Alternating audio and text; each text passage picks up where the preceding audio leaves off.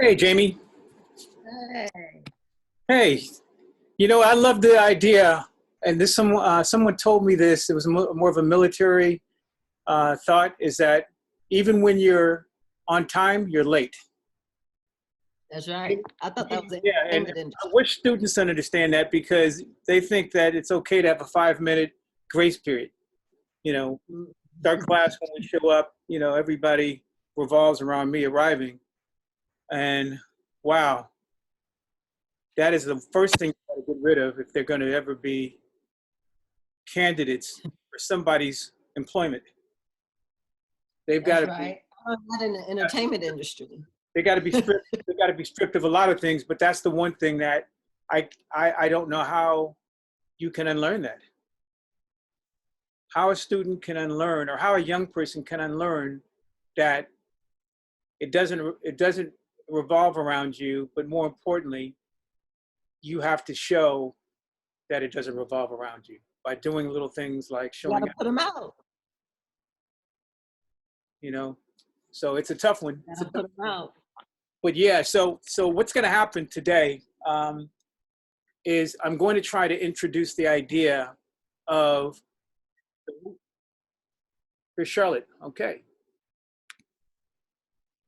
Perfect.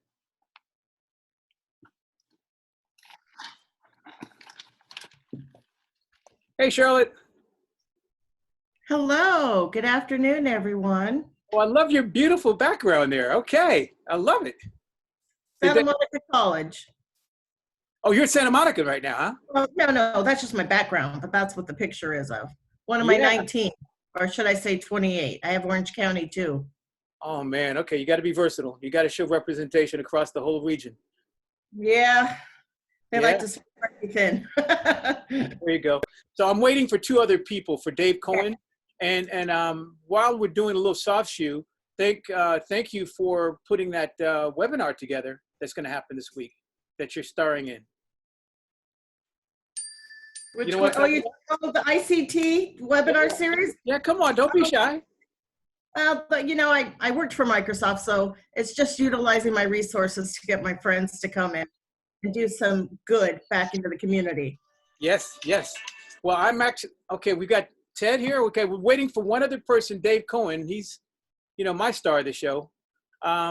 But I guess what we'll start with is some introductions, so that actually give me 30 seconds. Let me see if I can raise Dave on the phone. He's got a day job, like most of you guys do. Let me see if I can get Dave raised here. So if you guys can, I'm going to start from left to right. Why don't you introduce you guys? Why don't you introduce yourself to the other three people, starting with Jamie. Hi, I'm Jamie Conway. I'm an adjunct professor at Long Beach City College teaching real estate appraisal. I'm a social entrepreneur myself and a realtor.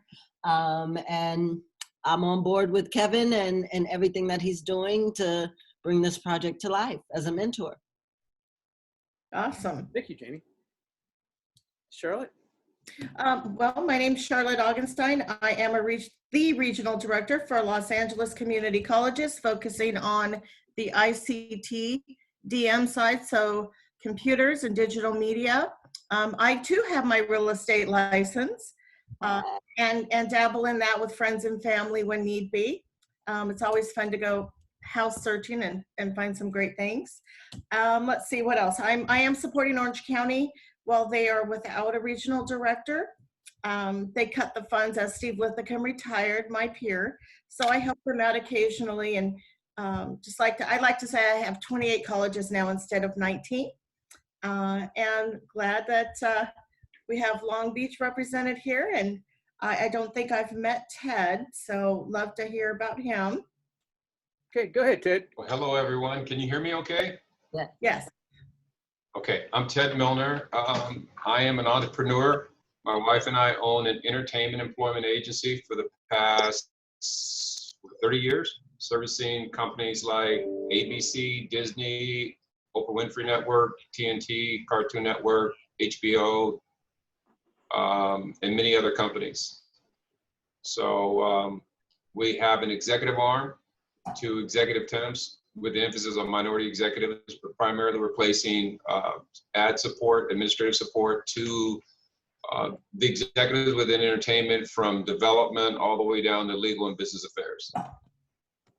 Great, great. And Dave, you've just joined us, but what we've done is just gone around the horn to introduce ourselves. So if you can, just give us the quick and dirty on your day-to-day. Hi, my name's David Cohen. I'm a long-time content strategist with product and marketing background. I've been working with Kevin and Dakar for, I don't know, maybe 8 years now as a consulting strategist. Okay.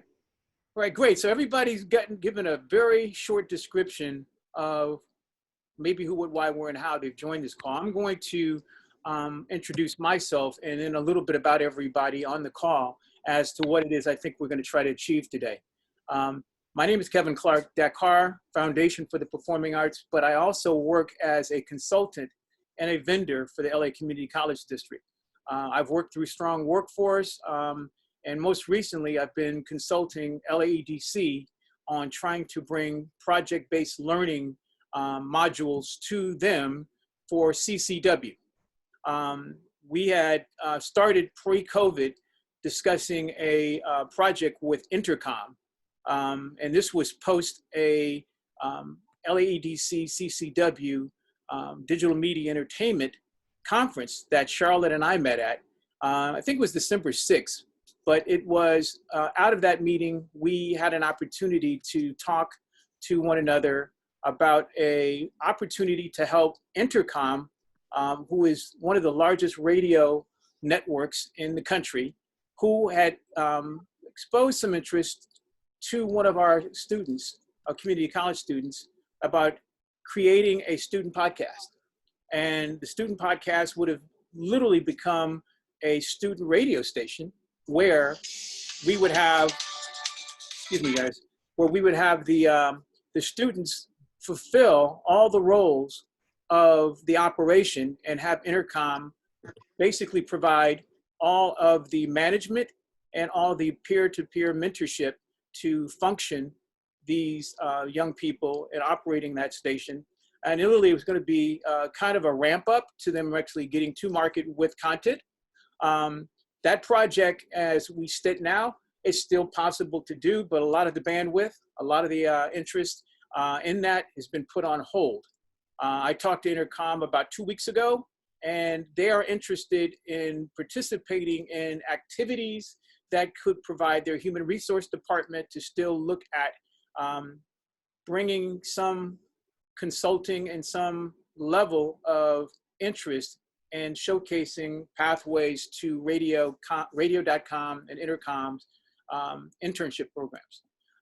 But that's where I think we're going to try and create some way to bring that energy that we started pre-COVID back into play by looking at, in a perfect world, how could we take a number of students, and I've selected the number of 30 students that would be the kind of workforce related operation that we could mentor to a conclusion.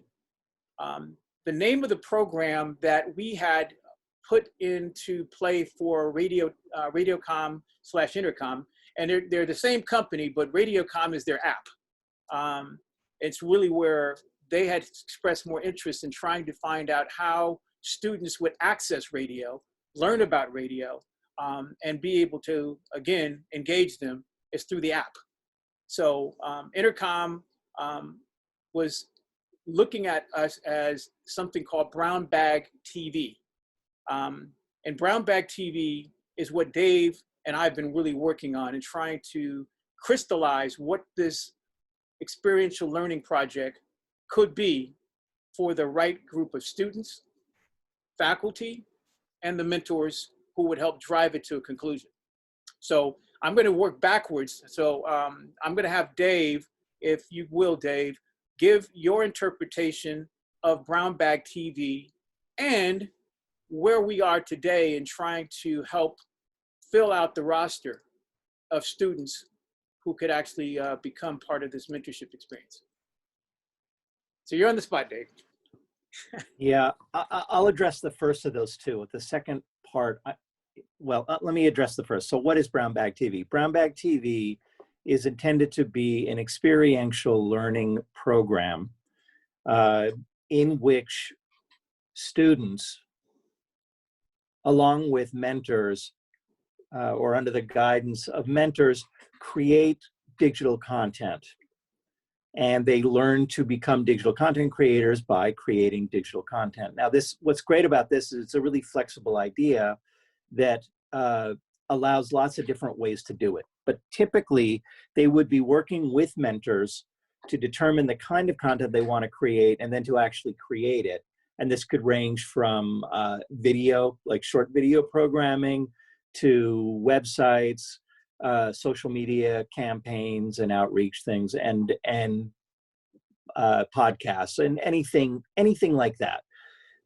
Typically these sorts of programs we see working with existing events, industry events, educational events, or even just being able to go to a partner's location and using that as the grist for the content. So for example, a digital media convention.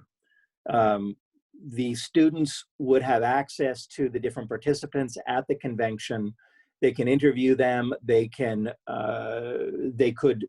shoot different panels. They could interview different participants, like other people, other students even going to these conventions, and use that as grist for making the programming.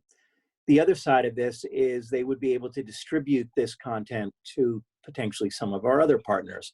So for example, this content can be created to fulfill the needs of a partner. So it could slant towards certain topics, it could slant towards certain formats, it could slant towards certain messaging. So for example, we could create content from let's just say a convention that is related to student employment possibilities, and then it could be distributed through a partner like LACC or something like that. It could be distributed to all sorts of other students who didn't participate in the program, but might be interested in that content. All the way to the point that some of this content could even be sponsored or carry some spots for sponsorship, depending on whether or not there's a partner who wants to do that. But again, the core is students working with mentors, industry professionals, education professionals, in a guided program creating digital content. Now, I'll pause there, and hopefully you can get your head around that. It's both simple in the sense that what I basically just said is pretty easy to understand, right? It's X number of weeks, X number of students creating X amount of content that is derived from some sort of event that they can go to. Could be a number of different events. They could create it wholesale themselves or whatever. Where it gets interesting, flexible, and potentially complicated is the different partners who are coming to play. What kind of events could the students go to? Where are the students coming from? Who's providing these mentors? And then who is interested in either putting into the programming, having some needs and requirements for the programming itself, or interested in receiving the programming. I have a large audience that would be interested in seeing such and such type programming. And that, of course, changes the rest of it. But nothing changes that base core of students, mentors, and learning by doing. Let me pause there and see if there's any questions about that as a basic concept. So I love the concept. My question is, with COVID, we're all virtual now. So everything we do moving forward, at least for the unforeseen time, is going to be all virtual. What does Intercom's play in that? Because they could have a huge role in giving metrics that the students could then have their outcomes based upon the metrics they see, and we can start with that mold and build off it. And then another question is, How are we going to select the students? Are we going to do first come, first serve, the first 30? Shall I reach out to all 19 colleges and tell their business teams about what we're going to do, and we can do a pitch to them? We've got Long Beach represented here. Is Long Beach going to be our, our first college to go through this pilot, if you will? There's a lot of questions, and we just need to make sure that it's fair and the rules we put out to play are those that we follow through, right? So there's no question. And then how are we going to monitor it? Right. Great. Well, let me take a stab at something. And this is in real time. What I've been looking for are the right virtual events that we could then calendar and then work backwards to trying to figure out how precisely and how expeditiously we could find the 30 students. But it's still, again, in my idea, to democratize how these students are qualified to become part of this experience for a semester. So the outcome would be literally giving them a chance to, instead of physical events or physical conferences where they would go and capture events, interview people, now we have to look at what virtual access they could have to these events, these conferences, and still do something very similar to, again, providing content, portfolio work that could be certified. And so what I've done is I found a couple of events and partners who are willing to let our students participate in that virtual experience, not just in the participation as far as being a registrant and being part of the virtual audience, but also being able to figure out some kind of way to do surveys, to promote, and to do some aftercare for those webinars. The very first one, we were a late add to something called Mobile World Congress. And I put it in the chat box, so if everybody can kind of click on to that link. It was last year, October 22nd, that we produced a panel called Mobile World Congress When Worlds Collide.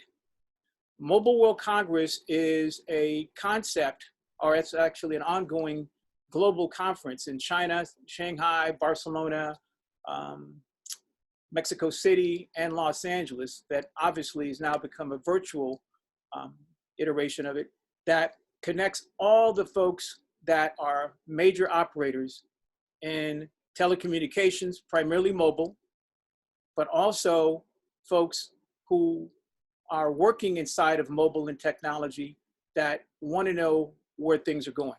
So technology has been a very important part of what they want to showcase is all the different things in XR, virtual production, all of the things that are emerging new pathways.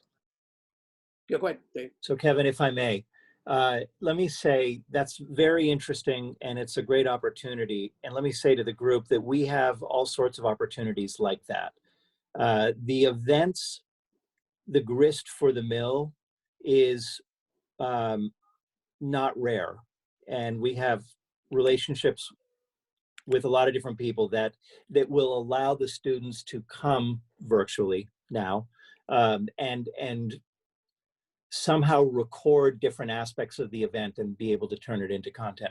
What I heard Charlotte ask was two different things. One is Intercom and how they would play into this. That I can't address. The other side was, I'm paraphrasing, so I may not have this right, apologies. How do we select the students? By which I understood you to mean, Charlotte, what criteria should we put around narrowing down of a large group of potential participants, student participants, down to about 30? Exactly. Okay. Exactly. So first of all, I would say that we would look to you as we build an understanding of what this program is, and it gets a little more granular than from what I've just said. We would look to you to help us do that. But offhand, here are some things that I think that we are looking for. We're looking for students who have a facility and an interest in this. Now, everyone wants to be a content creator. Everyone wants to learn digital media and all this kind of stuff. But is there a way to put that into the consideration and say, well, who's already shown some interest and capabilities of this? The other thing that we're really dedicated to with Dakar and Brown Bag in particular is underserved. So that means a lot of different things to a lot of different people, but students who otherwise would not really have this kind of an opportunity. Some students maybe are a little ahead of others for whatever reason. We would be looking for, and this is sort of artificial, of course, but we would be looking for students that this would make an enormous difference to their life, right? Maybe whether it's financial, maybe it's their background, maybe it's the amount of time that they've been in LACC, maybe it's the time that they're getting closer to graduation, maybe it's their distance from the traditional centers of hiring in Hollywood. And I don't mean, when I say distance, I mean a metaphysical distance, not literally how far would it, how far would they have to drive to get there? Those are the kinds of parameters I think that we're looking at. Who can really benefit from this the most, and who would not otherwise have this chance? So I hear you say Long Beach. I don't know why we wouldn't include Long Beach. And here's something really potentially unfair, so I will retract it if anyone thinks that this is wrong, but maybe Long Beach over Reseda. Well, right. Yeah, but here's the thing. I think we need to have an application then, because I don't want to be the one to tell somebody no. We probably create an application, send it out, and then we need a portal where they can submit their applications. I have an idea. We have a partner, LAEDC, that I use quite a bit for career opportunities, internships, mentorships.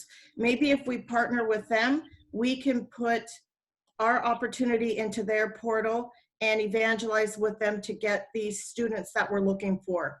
Yeah, that's a great way to do it. In fact, hearing you say it makes me think it's both a great idea and kind of obvious. Of course, we would need them to apply as opposed to going and cherry picking, because you can't cherry pick without somebody raising their hand and in the not first getting place. sued. So I don't want to be sued. Okay, so all the more reason. So that's a fabulous idea. Now, the other thing I heard you say was monitoring. That may not have been the word that you used, but visibility into this, and how do we know if it's going according to plan? So two aspects to that. One is developing a syllabus, right? Over the course of X number of weeks, what do we expect to happen week 1, week 2, week 3, week 4? What are the outputs? Like, what work are they going to be doing? What will it look like in the first month, second month, and what will they be doing at the end? And then creating that syllabus in line with accreditation, right? So this is something we would look to our participating mentors and potentially our lead mentor to be putting together for us. Given that we have 30 students, given that we have access to funding that will be able to carry us through, I'm making this up, for 18 weeks, but it could be 4 weeks. Given that we're going to have 30 students, and given that these seem to be the kinds of students we're going to be getting, what does the syllabus look like? Then we can attach to that syllabus checkpoints or choke points, right? At the end of week 1, at the end of week 2, at the end of week 3, at the end of week 4. So those two things. Sorry? Those checkpoints, I have an idea. We can do digital badging. So as they're going through each phase, right, or each checkpoint, we could find digital badging that they could then go and test out of. So they would automatically get a digital badge that would go into their LinkedIn page, which is their living resume, which is a great talking point for any type of career opportunity. And it takes us out of the equation of being the judge and jury, right? They're the ones that are going to have to go past. They can take it as many times as they want, but they'll eventually get it. And it's just validation that they've learned X, Y, and Z. So to what extent would that be something like a test where you check knowledge by having them interact with a form, let's say? It's not a great way of putting it, versus having created some sort of an output. So the idea here, I'm not saying one is good and one is bad. The idea here is learning by doing, right? And so that by spending time editing, you've learned how to edit. By spending time conceptualizing, so that might come at the end. At the beginning, they may do something like conceptualizing, right? Oh, we have access to these people at this virtual conference. What can you do? Oh, we'd like to do a podcast. Okay, great. And so write the script of the podcast and so on. But those are activities that would create outputs. We would have a script by the end of week 1. We would have a rough cut by the end of week 2. We would have a final cut by the end of week 3. Just terrible examples. Compare that to what you described of badging by doing, by essentially checking your knowledge in a form. Is there a way that we could do both? I don't think we can answer that right now, but We can. I think that's something we would want to balance out. Like, obviously, by the end of the program, every student has created, I'm going to do it a really bad way. Every student will have created a web page where there's a 3-minute video that they were the director of and the other students were the crew of, or something like that. So there's But one also method right maybe there, every week. right? Okay. Oh, One that would method be right there. that would be a badge, is you created your output. So that's not a badge because we aren't Oh. going to validate it.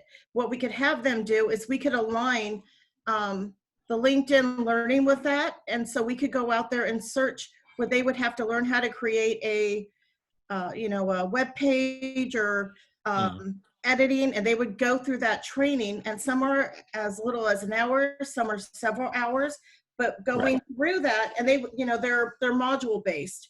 So every module, there'd be a series of questions that they would have to answer. And once they complete that, that's the validation that they know it, not to mention they've been learning it. So it's, Right. like I said, it just takes us out of because I'm not an educator. I educate faculty and work with industry. So it takes us out of that education role, so to speak, but it gives industry recognized certifications that they can use as talking points to get jobs, internships, and just opens opportunities. Ted, what do you think about that, being that you work with industry on employee, finding employees and such? I think that's a great idea. I mean, I think that at the end of the day, it's all about leveraging them for jobs Yes. and putting it in the space to create employment. We can even have them put their videos that they did on their LinkedIn page to show as, some of their branding, if it's good enough. And then we could go through a series of what we want them to what do we want them to learn out of each of these weeks that they're doing, and set up, like you said, a syllabus. But we could align it with digital badging, and then at the end, their product that they've created. So this digital badging through these modules, are you saying that these are pre-existing online training?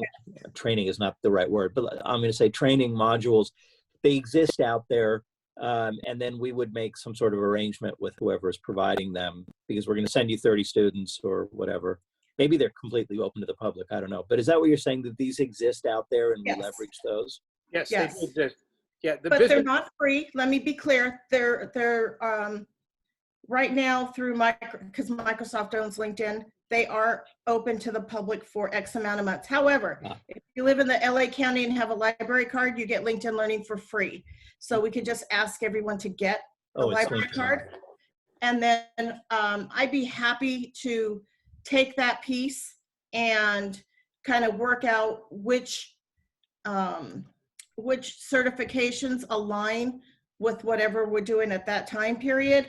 I would recommend that we watch them and we validate that what I chose, or if you guys want to go out there and help me do that as well, that we can find the right ones to, and I think soft skills is one that we should have every student do, just because that seems to be a deficit in that age group, so to speak. Maybe a little bit on project management, so they know how to manage and align their time, which is a big thing that industry is looking for. Industry is also looking for having Microsoft skills. All these students that are coming out of high school come from Google, and that's just not an industry standard. 98% of all companies use Microsoft Office. So if we can get them to get some badging on that, that would help. And then we need to pick what else we're looking for them to align their skills to. And that's where I think I need Ted and David and Kevin and Jamie, I need your expertise so we can build that syllabus out. Okay, that actually makes a lot of sense, and it's great to leverage something that's there. And then, like you said, it's recognized. Definitely. No one's going to go, what's LinkedIn Learning, right? It's huge. Yeah. Great.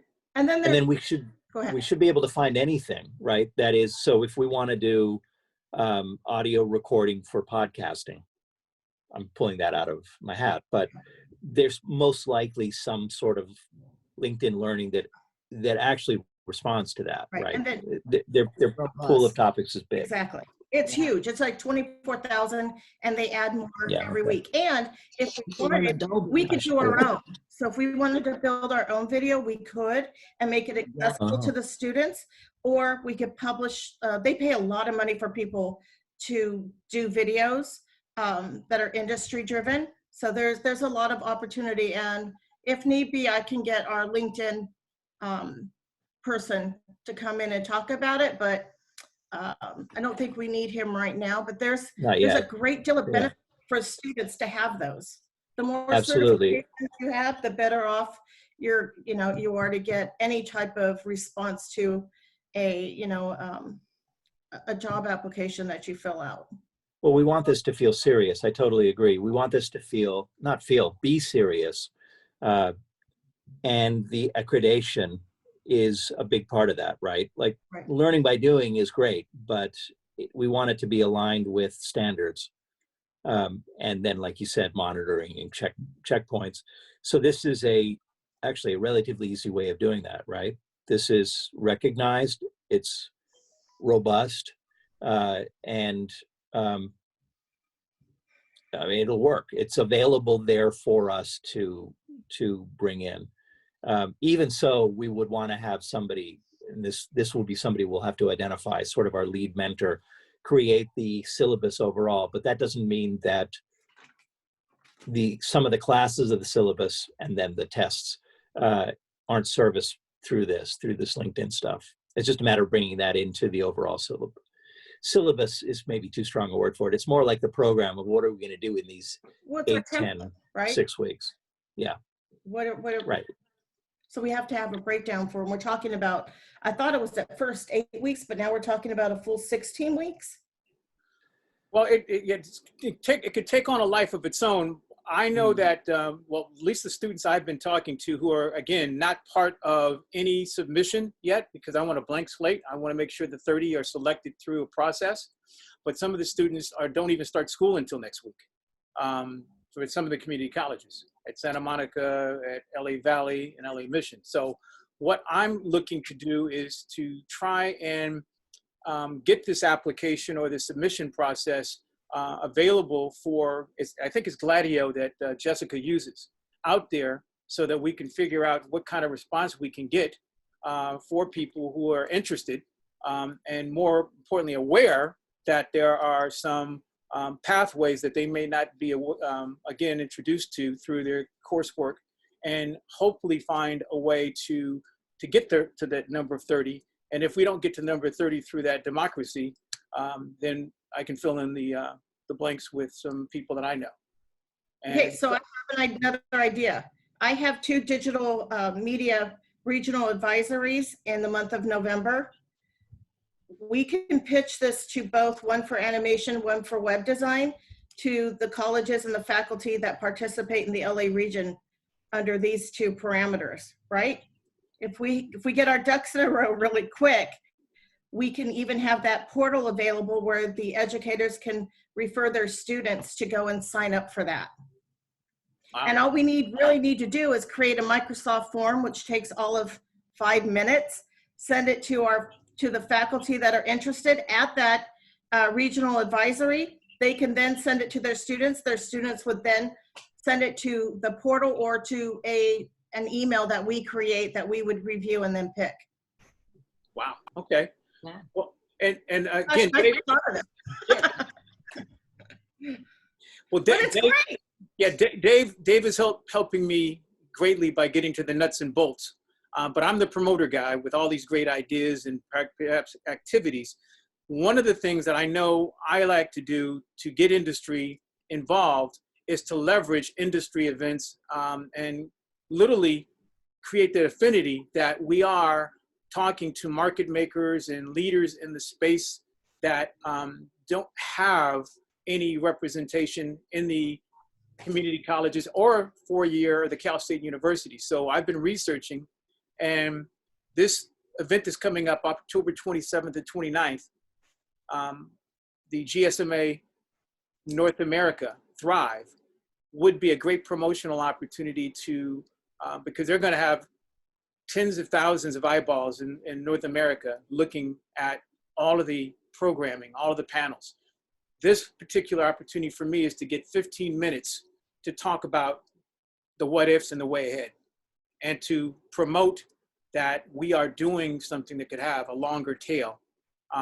So what I'd like to be able to do is to, and I can also give all the students who have interest, I can give them free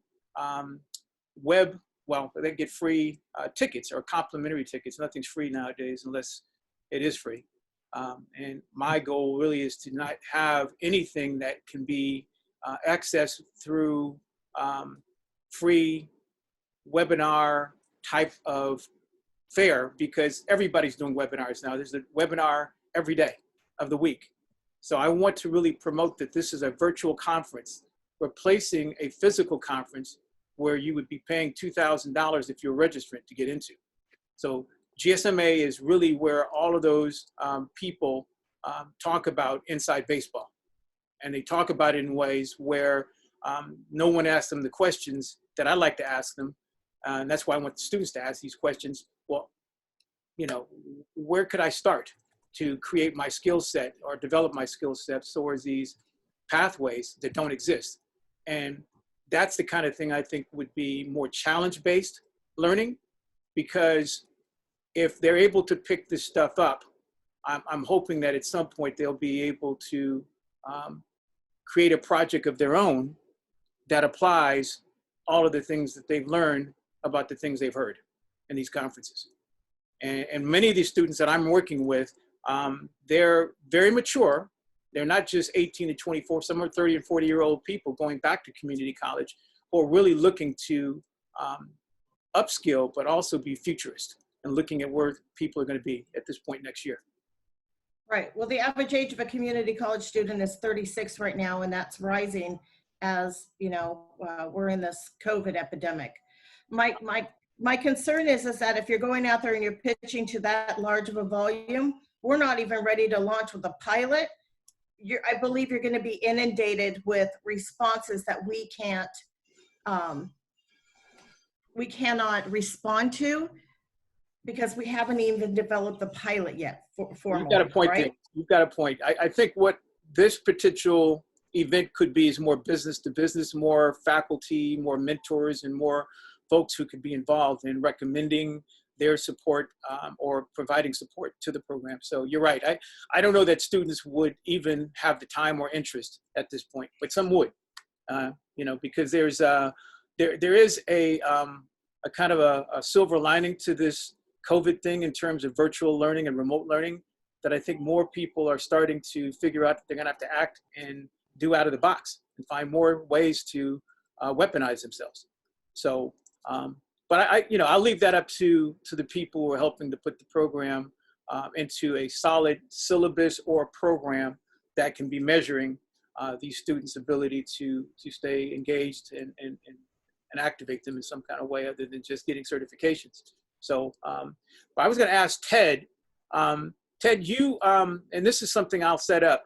I applied. I had an administrative assistant job at ABC that was literally handed to me 10 years ago, maybe some years ago, and I had to go to Ted's shop to qualify as an admin, and I had to take a Microsoft Office Suite exam, and I had to finish it in a certain time, and I failed. So I didn't get the job that was handed to me.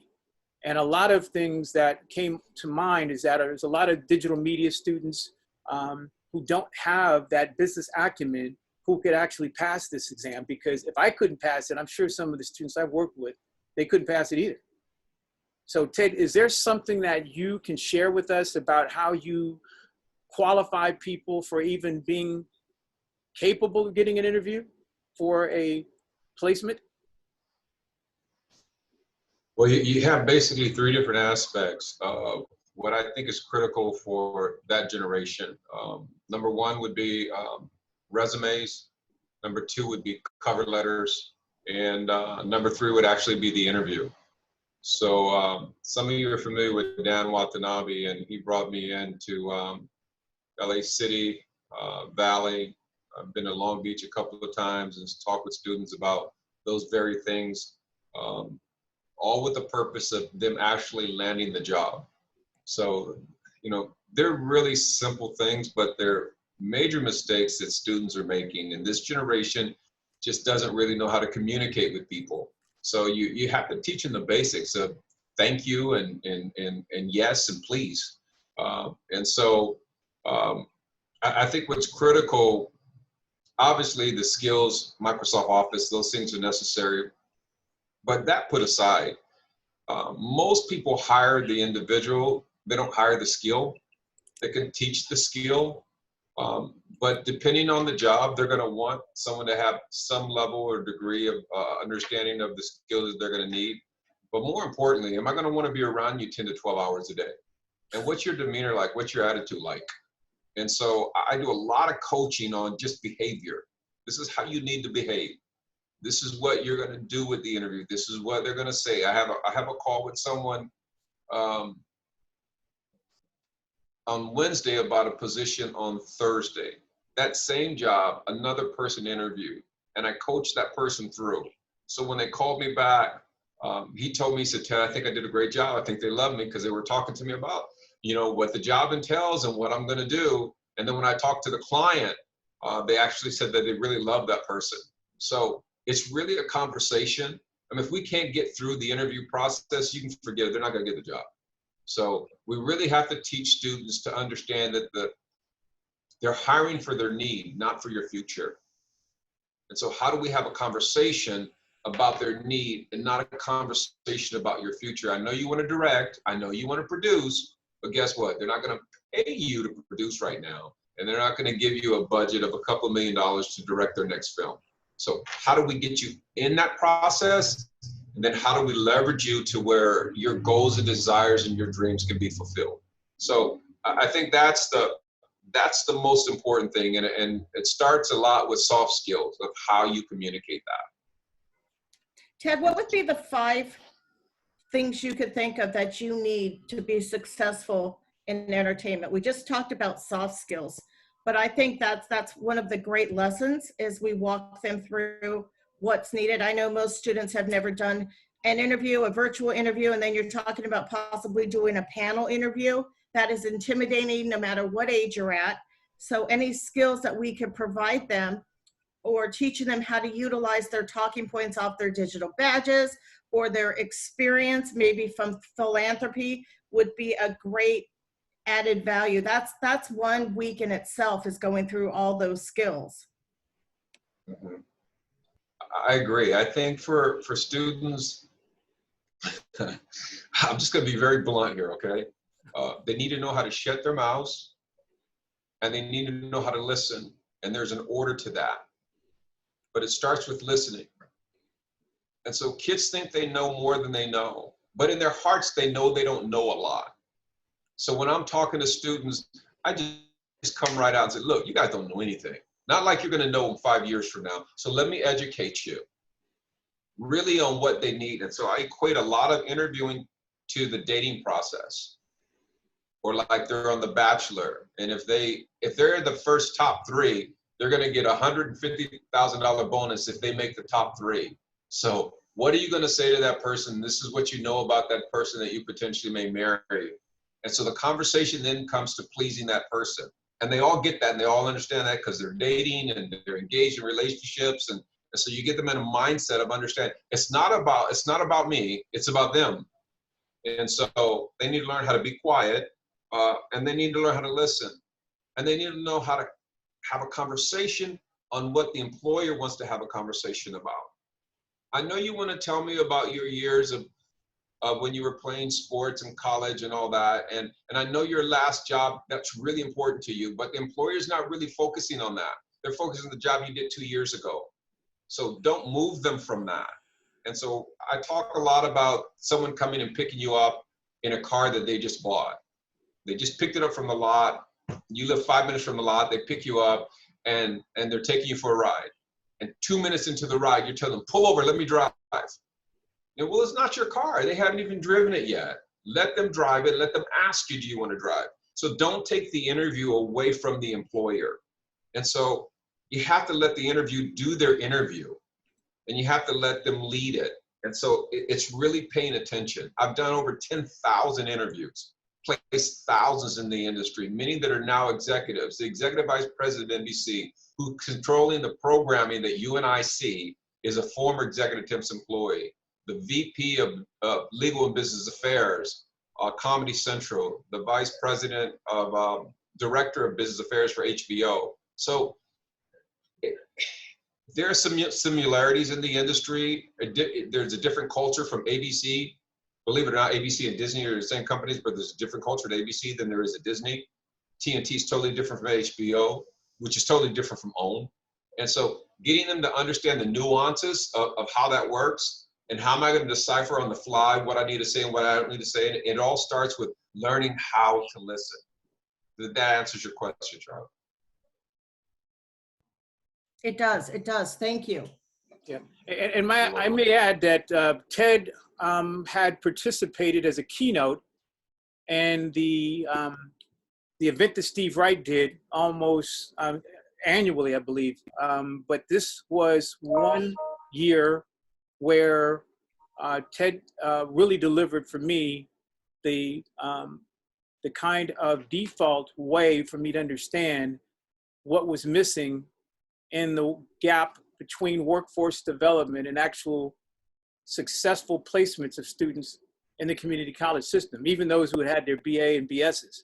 And quite frankly, especially for people in diversity inclusion in inner cities, they really need to have someone deliver what not to do, especially, but more importantly, some very narrow ways for them to separate themselves from maybe the behavior that could really help them land the second interview. So I'm hoping that it's some part of the BrownbagTV experience and what we do in helping the badging and the certification is to get some type of a letter of recommendation from someone like Ted.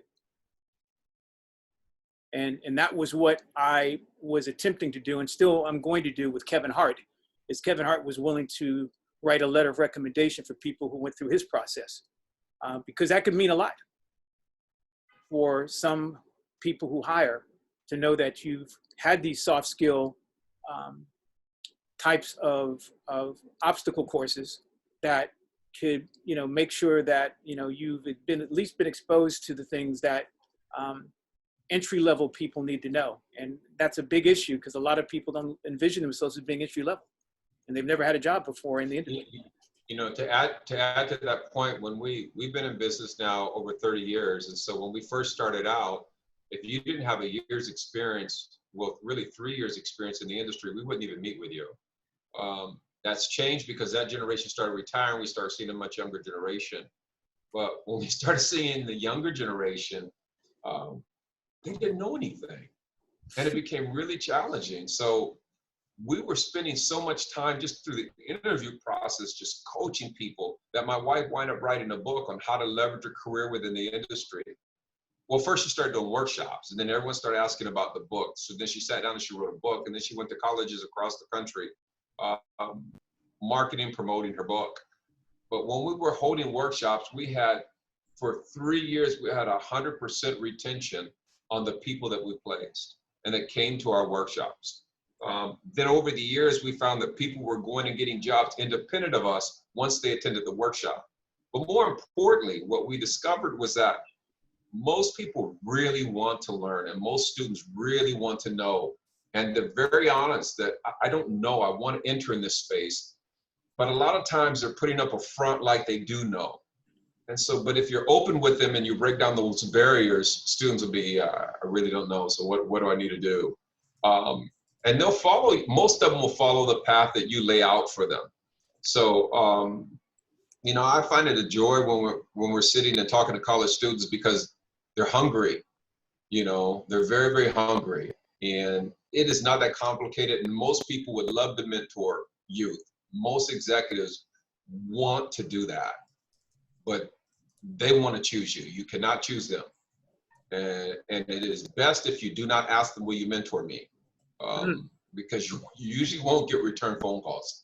But if you allow them, then sometimes I'll teach kids on how to get, if you want to mentor, how to identify a person, how to market and target them, and make them ask you, can you mentor me?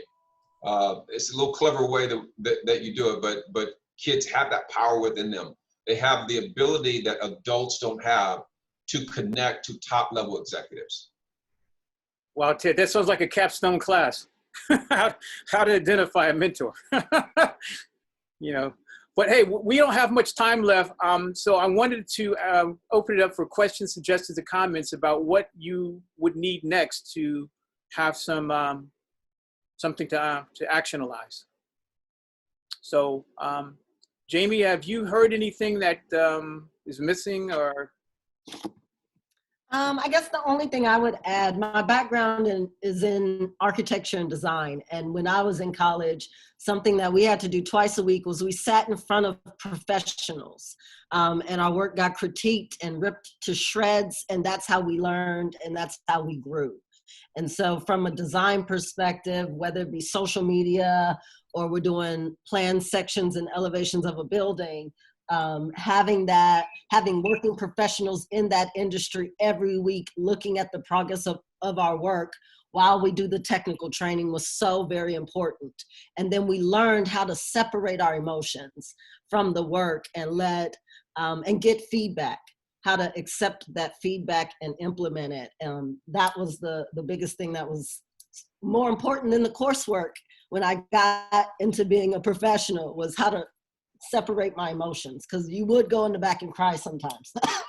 I love what we're doing here, looking at not just this GSMA Thrive, but there's also a healthcare IT conference coming up, like picking various conferences and maybe separating these 30 down into groups of 6 and forcing them to collaborate and work together, utilizing technology as they learn.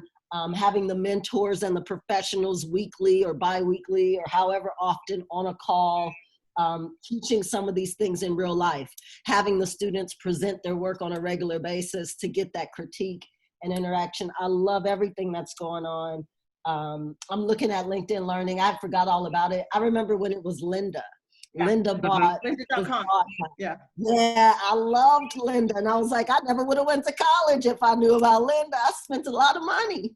But I love everything that we have going on. I think if we polish it, package it, and I'm surprised too, like in my classroom, I'm teaching real estate appraisal. So everyone's already licensed. So I'm the youngest person in the classroom. All of my students are always older than me. So they're well over 40. And so I totally agree that people are going back to school because they need that skill. They need to be more competitive, or they're changing careers. And this is just, it's perfect timing right now. If we pick conferences that are relevant and essential, then we're really going to add value, especially for a sponsor and that type of thing. So I'm really excited. I want to get involved. So Okay. we have a project plan. So we have dates that we can all align to, like a project plan, what the steps are. Well, one of the suggestions that Jessica had for me is to, see if we can come up with a weekly update meeting to kind of rally around. So if there was a day or a time, Charlotte, that you could look at, maybe a soft date, could you put one out there? Because I'd like to, ramp in some of the folks that weren't on this call, like Gladio and Jessica, some other people that I wanted to keep this very slim, but that might be a way for us to try and kind of, aggregate effort. Mondays are good for me. Later in the afternoon is always better. But if we have a set time, I'll block my calendar out, and then that works for me. Otherwise, I'm always being pulled from one meeting to another. So can we all set on maybe Monday afternoons? Will that work? Monday at 2 o'clock, the time that we use here, I can make it a recurring meeting. That works for me. Does that work for everybody else? Works for me. Okay, Perfect. great. So what I'm going to do is try to set up a scenario where we can look at in summary, we can look at an application.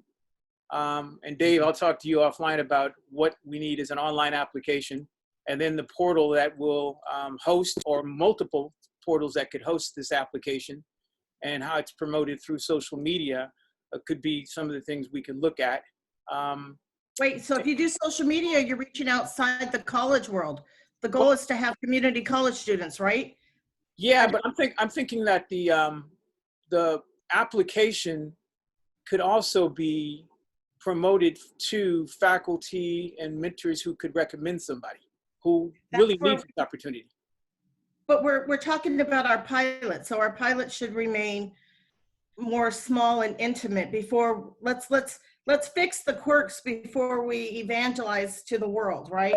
So that what we have is a solid process and way to keep this going, and maybe even build upon it.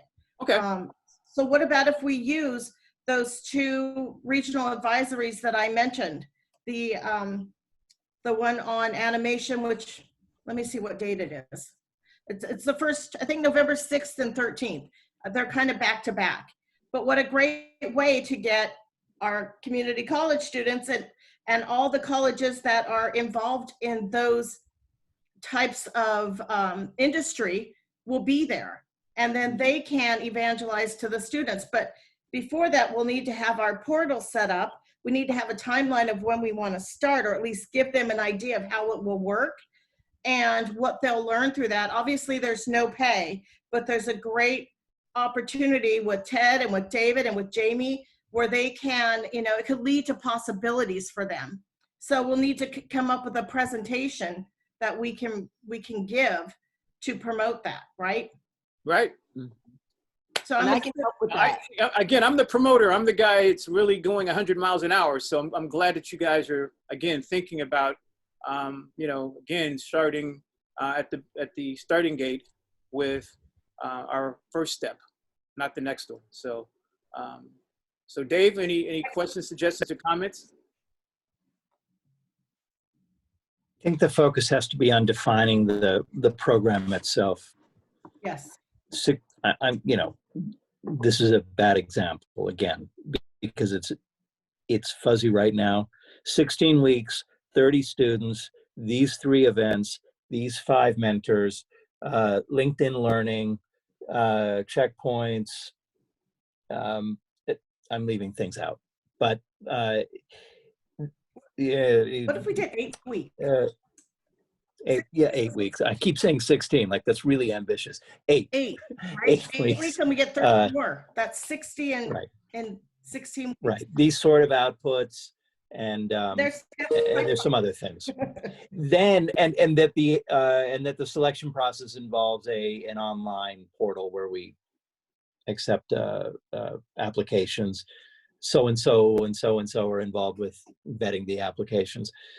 I don't want to get ahead of ourselves, getting all excited and spending time creating the application form when we don't have a program for them to actually apply to, right? So with a nicely crystallized description of the program and identification of some specific partners, I'm thinking about mentors in particular, right?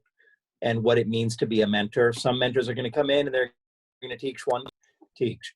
They will speak to the students for an hour. Other mentors might be there day after day after day, reviewing, giving instruction, and then reviewing whatever work the students are doing, right? We have to get a sense of those. Then it's easier for people to come along and say, oh, I see what you're doing. Let me support. Let me be one of those mentors. Let me whatever it ends up being that whoever we're talking to. Let me be one of the events that you bring your students to, virtually speaking. That I think needs to be the next step. We need to have the equivalent of a PowerPoint presentation, a few slides or something like that, that really capture and can portray the program. Right. And I want to add, with all the things we talked about today. Right. And I want to add lastly, before we break, there is a program that we could connect all of our concept to, that is a California State University Entertainment Alliance product or project called the Pitch Fest, that Dave and I have talked about. And I've mentioned a little bit to you, Charlotte, about this as an opportunity that could allow 30 students to be on the ground floor of looking at over our shoulder at how that project is being planned, produced, from the 4 weeks of competition to its outcome. And that's what I really like to think of as a case study or use case, that these students would get a chance to see some of their potential peers who are going to be the object of a lot more intensive mentorship and competition to an outcome. So that's one of the things I'd like to bridge, is everything that we're doing could become part of delivering something that students would see how these four-year university students are operating. Okay. Could I ask that everybody put their contact information in the chat? I do have a hard stop. I have another meeting right now, but my gosh, we've just, yeah, and I'll send everybody. I think Jamie put hers in there, but I'll send Ted's and as well as Dave's in there, as well as a couple other people who weren't on the call to you.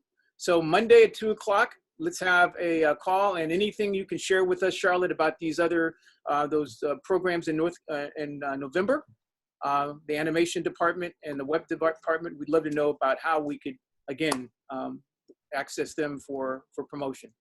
Okay. Yeah. Well, we need to have our action plan. So if you can put some in the agenda, our action items and tasks, so we can meet that project plan, so we can start to launch this. That would be great.